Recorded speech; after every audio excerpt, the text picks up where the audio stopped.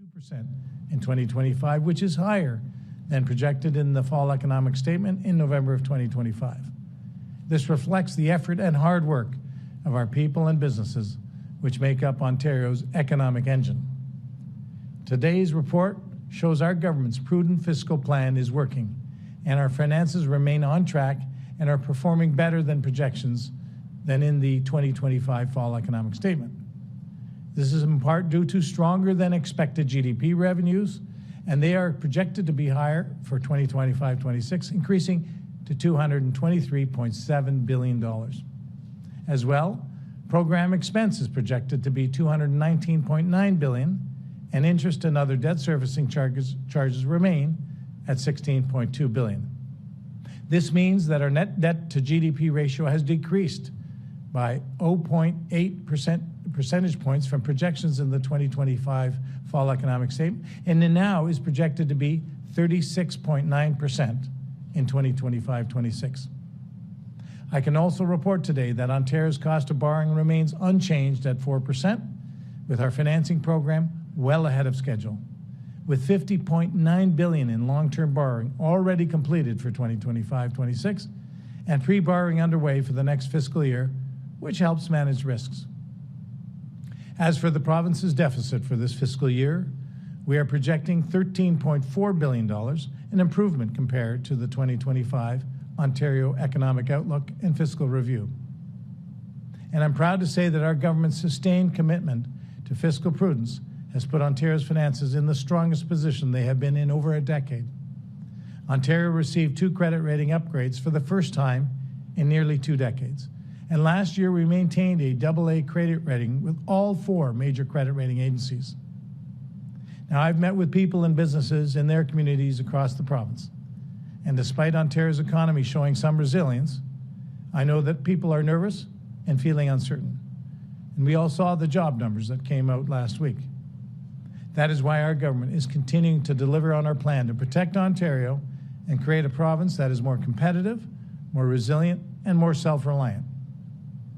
We're doing this by investing in strategic priorities like energy, critical minerals, life sciences, artificial intelligence, advanced manufacturing, and our emerging defense technologies to protect Ontario's workers and businesses.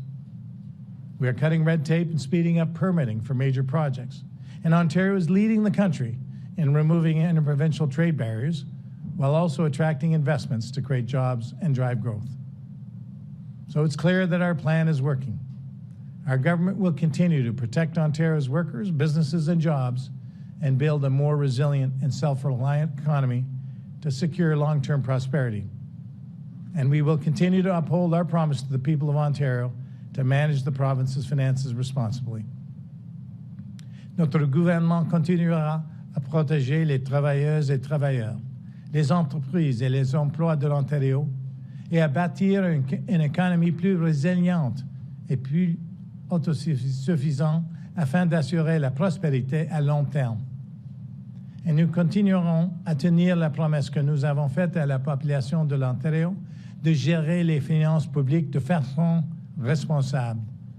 I will be delivering the next economic and fiscal update on or before March 31st as we table the 2026 budget and reveal the next steps in our plan to unleash our economy and make Ontario the most competitive place in the G7 to invest, create jobs, and do business.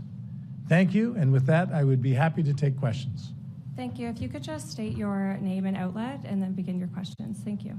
Minister, that $13.4 billion deficit, is that enough of an improvement to keep the province on track to balance the books by, I believe it's next year, the year after that you're looking to do that? Well, it's definitely an improvement, and I won't speculate on the numbers that will come in the budget, which, as I just said, will be before March 31st. But I'm very pleased to see one of the key metrics of fiscal health being the debt to GDP drop by 0.8 points to 36.9. Because as everyone knows, it's not the total debt, it's how it is in relation to GDP. And we're doing very well on that. The credit rating agencies have rewarded us for that. And most importantly, the markets have rewarded us with that, with some of the lowest borrowing costs in decades. Our debt is still scheduled to go to $500 billion, is it not? Our debt as a relative to our GDP is going down. I'm talking about the big number, the overall number. That's expected. I know to some go- people like to focus on the big number. It continues as we fund infrastructure, as we continue to build the province. We put more debt on to fund. You don't, you have to borrow money to build a hospital, to build a highway, to build a school. We borrow that money up front, and so we continue to invest in infrastructure, which does increase our debt, but our economy is growing faster. Hence, we're in better fiscal shape. Minister, you recently said that healthcare spending, in your view, is unsustainable. Can you explain to me what that means? How is healthcare spending unsustainable? And are you looking to cut healthcare spending in Ontario? Absolutely not going to cut healthcare spending. In fact, we're going to continue our record investments in healthcare. But we have to look around the world. Developed nations, healthcare is a largest portion of many budgets around the world. So we have to continue to invest in our frontline healthcare workers and deliver our healthcare spending in a more efficient and effective and innovative way. What does that mean? We have to keep investing to reduce wait times in emergency departments. It means continuing to invest to reduce surgical wait times. It means continuing the great effort that we're seeing Dr. Philpott and Minister Jones make sure that we're attaching as many people to a family doctor across the province and move at speed. So we'll continue those investments. But let me also add that I look at innovations which our hospital sector, right across our home care, our acute care, our primary care are doing to innovate.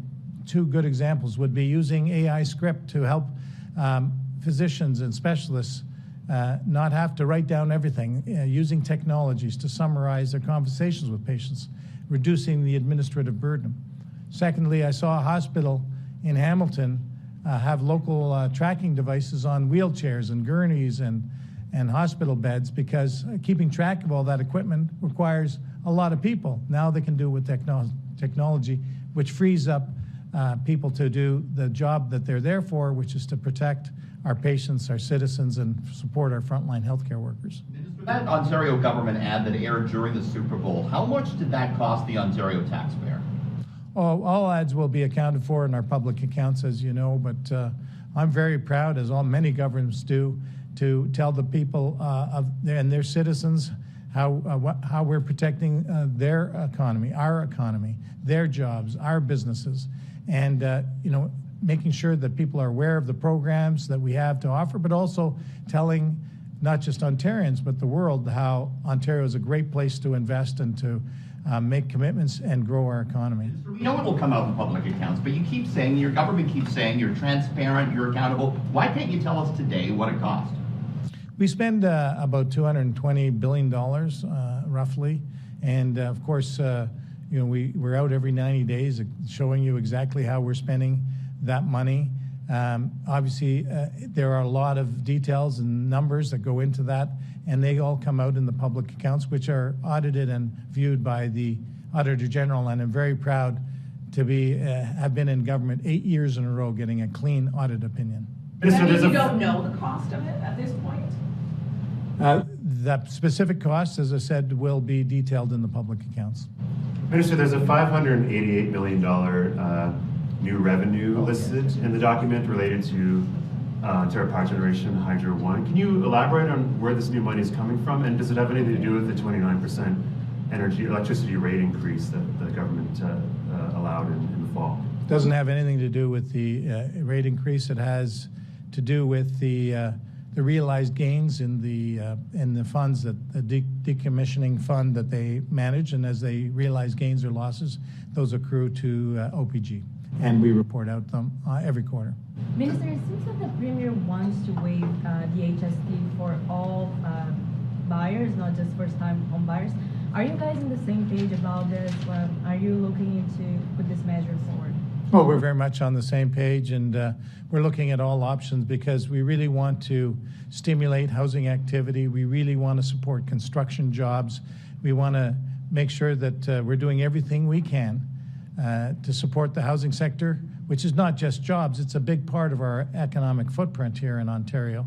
So we're continuing to look at all options in that regard. In the budget? I'm not going to speculate what's going to be in or not in the budget. Can you offer an update on how much of the American alcohol that's in storage either at this point has expired or is about to expire? There's very little that's expired. I believe that the number is around just under $2 million that will expire by May, and then it grows a little bit thereafter. You know, as the Premier said this morning, you know, let's get those tariffs, those punitive tariffs on our steel industry, on our auto sector off, and we'll put the U.S. alcohol right back on the shelves. You had any luck in trying to sell that to other jurisdictions? Were you trying to offload some to other provinces that don't have provincial wine and other industries like we do? I'm not focused on that. I'm focused on building our economy here, managing our fiscal as best we can, investing, making record investments across healthcare and other areas, and continue to build infrastructure. And a sizable chunk is set to expire come the spring, though, is it not, Minister? No, not my understanding, no. It's a de minimis amount that's expiring. Why don't you sell it and give the money to charity like other provinces have done? You know, as you heard the Premier say this morning, take those tariffs off and they go right back on the shelf. Have you done a number crunch yet on the amount of Crown Royal, the dollar value, if, you know, that would be money coming off the shelves of the LCBO if it is removed, as the Premier has continued to suggest as possible?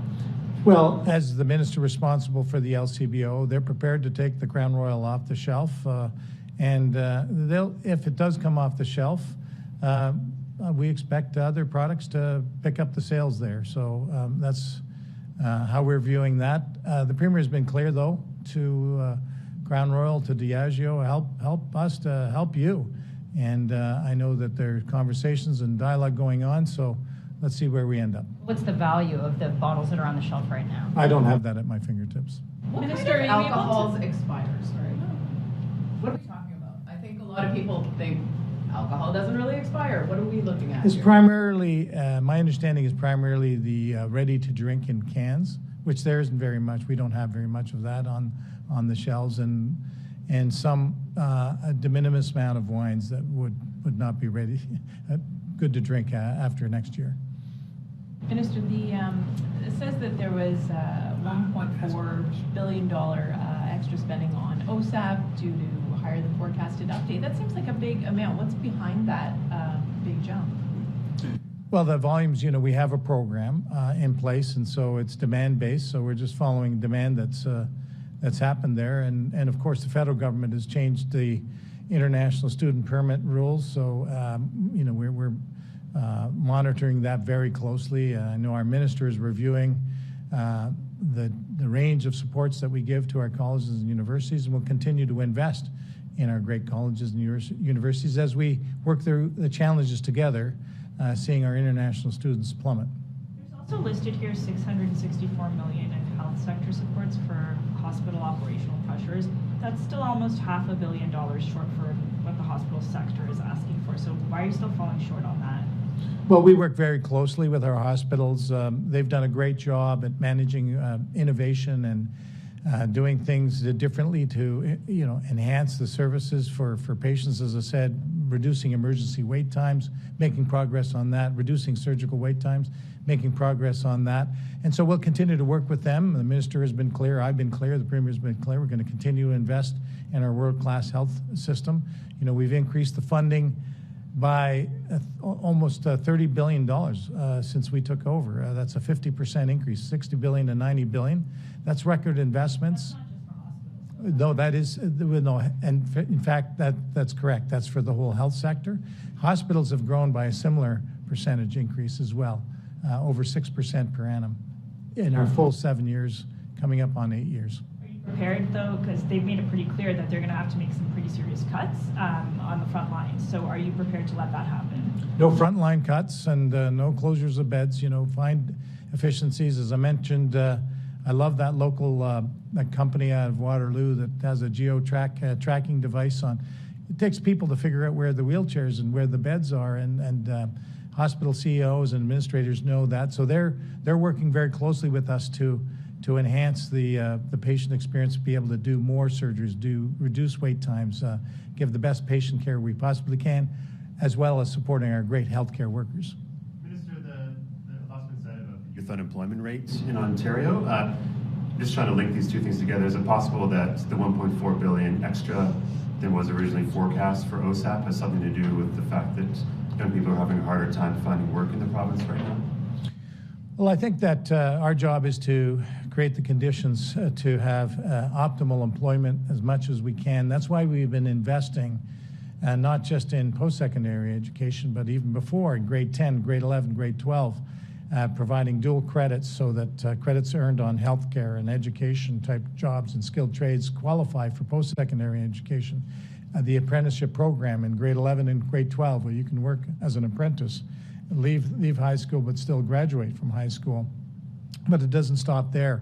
We continued to invest in our budget last time, another $750 million to add 20,000 science, technology, engineering, math positions at colleges and universities. That's on top of the 70,000 that we fund. So we're continuing to fund for the training of our youth who are going into the workforce, including better jobs programs, better fares programs, the skills development fund, a whole range of programs to help people to have the skills for the jobs that are available. Minister, you watch every dollar and cent, I would assume, that goes out of the government. There have been a number of programs from Keel Digital Solutions to the Justice Fund, the Jake's Has Autism program, in which we've seen a constant thread where government funding is going out the door, and then in some cases it's being misspent, mismanaged, and the government isn't now trying to get that money back. How troubling or concerning is it to you that you're approving funds to go out the door and that in some cases it's being mismanaged? Well, start firstly with the fact that, we've just concluded our budget consultations. I hear from a lot of people how that skills development fund has really been fantastic for them to be able to retrain and reskill people. I hear that over and over again. Of course, the Auditor General made some recommendations. There's always an opportunity to continuously improve, and we've accepted all those suggestions and recommendations. We have time for one more question. This is not just the Skills Development Fund, though. I mean, this includes MCU, MCCS, and of course the Ministry of Labor. I mean, from the outside looking in, it looks like the government isn't actually watching the dollars and cents if money is going to organizations that could potentially be misspending it, so much so that it's incurred 2 OPP investigations. Well, along with our great public service, we try to make sure every single penny has value, goes to the right recipient. Perfection means that we have a constant audit program, we have a review system, we do catch some of the bad actors, and again, I'll say that I believe strongly in continuous improvement, and so we'll continue to always try to improve the value for money on behalf of taxpayers. Budget date going to be on March 26th, by the way, because that's the only day you could really table it. You're coming back on the 23rd. It has to be tabled before the 31st. 26th is the Thursday. Tell us. Tell us. Yeah, I was waiting for that and it took almost to the end to get out there. The first week that the legislature returns. And this won't be the forum for a scoop, unfortunately, but I'm not going to speculate on the date, but I can tell you. The 23rd, the 25th, the 26th, the 30th, and the 31st. All I can tell you is we are working around the clock to make sure that we make you very happy. So thank you very much, everyone.